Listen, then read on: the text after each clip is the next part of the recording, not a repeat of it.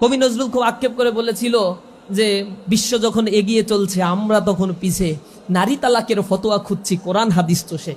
নারী তালাক কোথায় হয়, কয় তালাকে এবার ঘর সংসার ভাঙবে, কোনটা আবার জোড়া দেয়া যায়, এইগুলার ফতোয়া খুঁজতে খুঁজতে আলেম ওলামাদের জীবন শেষ।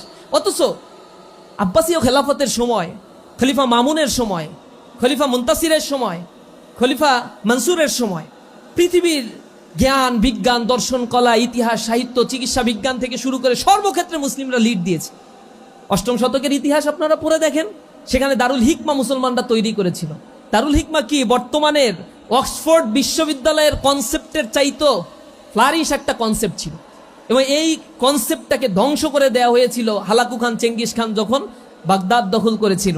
তারা এই দারুল হিকমাকে জ্বালিয়ে পুড়িয়ে ধ্বংস করে দেওয়া হয়েছিল। কর্ডোবা নগরী ক্রুসেডাররা ধ্বংস করে দিয়েছিল, মুসলমানদের অস্তিত্ব ধ্বংস করতে চেয়েছিল। অথচ দারুল হিকমায় যদি কেউ জ্ঞান বিজ্ঞানের চর্চা করতে যেত তাহলে তাকে এত বেশি সম্মানিত করা হতো, বর্তমান সময়ের পৃথিবীর কোথাও এত স্কলারশিপ দেওয়া হয় না।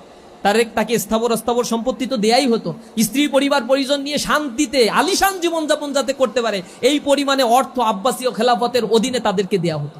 জ্ঞান বিজ্ঞানের চর্চায় তারা এতটাই আগুয়ান ছিল বিদায় তো পৃথিবীর নেতৃত্ব তারা দিয়েছে। কিন্তু মুসলমান যাতে এইদিকে না যেতে পারে, এখন মুসলমানদের মধ্যে সেগ্রিগেট করো, ইসলামের মধ্যে এডুকেশন সিস্টেমটাকে আলাদা করে ফেলো, ইসলামকে ডিমোরালাইজ করে ফেলো, ইসলামকে বলো this is backdated educational system, এরগুলো বলে বলে ইসলাম দাড়ি টুপির ব্যাপারে একটা ট্রমাটাইজ সিচুয়েশন তৈরি করে রাখো। This is the part of conspiracy. এই কনস্পাইরেসিটা দীর্ঘদিন ধরে চলে আসছে। এর এগেইনস্টে যদি আমরা এখন দাঁড়াতে না পারি, বোধ শক্তি যদি না হয়, আর নিজেরা যদি কোনো কিছু নিয়ে এরকম মারামারি করতে থাকি, পরিবর্তন হবে না।